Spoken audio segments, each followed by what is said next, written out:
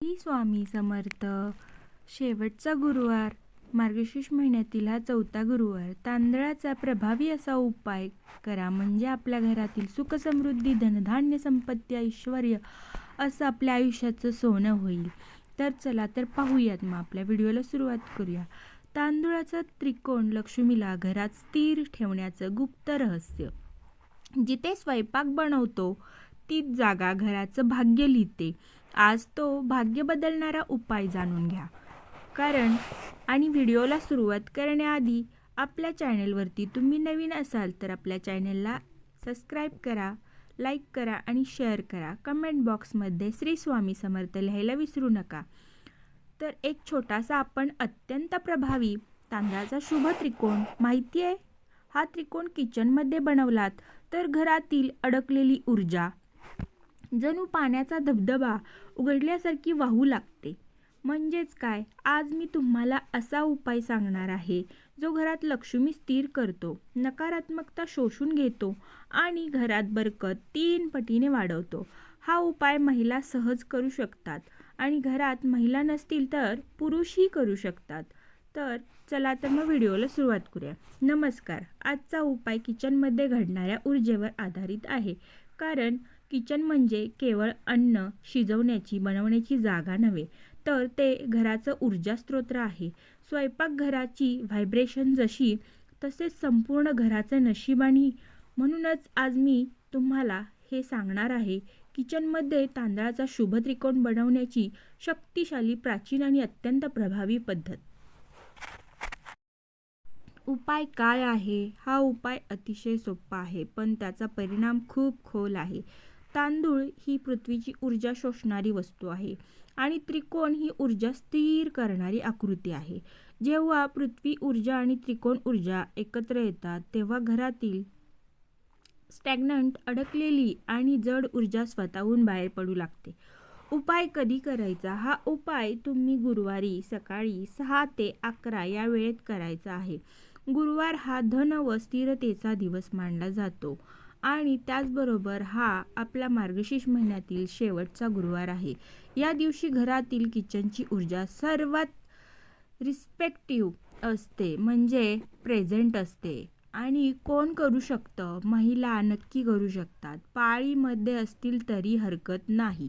घरात महिला नसतील तर पुरुषही करू शकतात. वृद्ध, तरुण, कोणीही. कारण या उपाय धार्मिक नाही, हा ऊर्जाशास्त्र आहे. तर काय लागेल तुम्हाला? फक्त 1 मूठ तांदूळ किंवा स्वच्छ छोटी पाट, टेबल, 4 मिनिटे वेळ इतकंच पाहिजे. किचनमध्ये स्वच्छ जागा निवडा.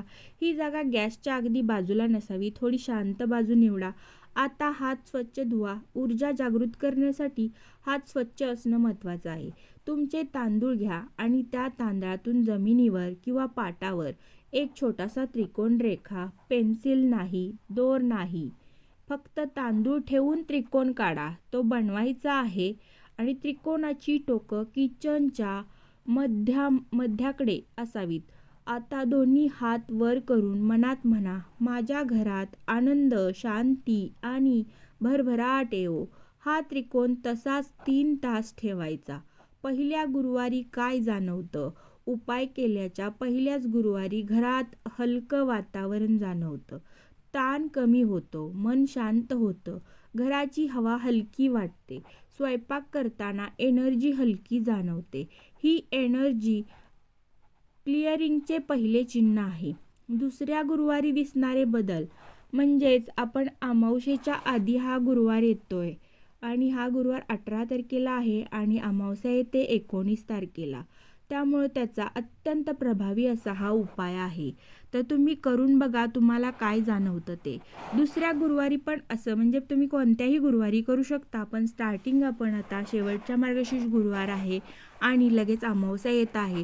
त्यामुळे तुम्ही आता सुरुवात केली तर त्याचे फायदा आणखीन जास्त जाणवेल. नाही तर तुम्ही कोणत्याही गुरुवारी हे तुम्ही करू शकता. दिसायला लागेल. अडकलेली कामं सुटतील, अनपेक्षित चांगल्या बातम्या येतात, खर्च थांबतात, पैसा टिकायला लागतो. हा दिवस सर्वात महत्त्वाचा. या दिवशी किचनची ऊर्जा स्थिर होऊ लागते आणि जेव्हा तुम्ही असं 1, 2, 3 तिसरा गुरुवार ऊर्जेचं स्थिरता जाणवेल तुम्हाला. घरात शांतता बसलेली जाणवते. नात्यामध्ये ऊब, घरात वातावरण शांत, मुलं अभ्यासाकडे वळतात, नवऱ्याचे विचार स्थिर, घरात आर्थिक स्थिरता. हा गुरुवार म्हणजे लक्ष्मी स्थिरतेचा दिवस. त्यामुळे तुम्ही हे प्रत्येक गुरुवारी जरी करून पाहिलं ना, तर तुम्हाला या उपायाने काय काय फरक पडतो हे नक्की कमेंट बॉक्समध्ये कमेंट करून सांगा. या उपायानंतर तांदळाचं काय करायचं, तर या उपायात वापरलेला तांदूळ घरात कधीही ठेवायचा नाही. याचं कारण त्या तांदळात घरातील जडत्व आलेलं असतं, अडकलेली जुनी ऊर्जा साठते. तो तांदूळ पक्ष्यांना किंवा झाडाजवळ टाका किंवा तुम्ही वाहत्या पाण्यामध्ये विसर्जन करा, पण घरात ठेवू नका, कारण आपण अगदी मुठभर घेणार आहोत. दोन्ही हातात हृदयावर ठेवा. आता डोळे मिटा, हलकेच बंद करा आणि माझ्यासोबत म्हणा, जिथे माझे हात जातात तिथे सुख स्थिर हो. जिथे माझे हात जातात तिथे सुख स्थिर हो. जिथे माझे हात जातात तिथे सुख स्थिर हो. जिथे माझे पाऊल पडतात तिथे शांती नांदो. माझ्या घरात भरभराट येवो, आनंद आणि प्रेम वाहत राहो.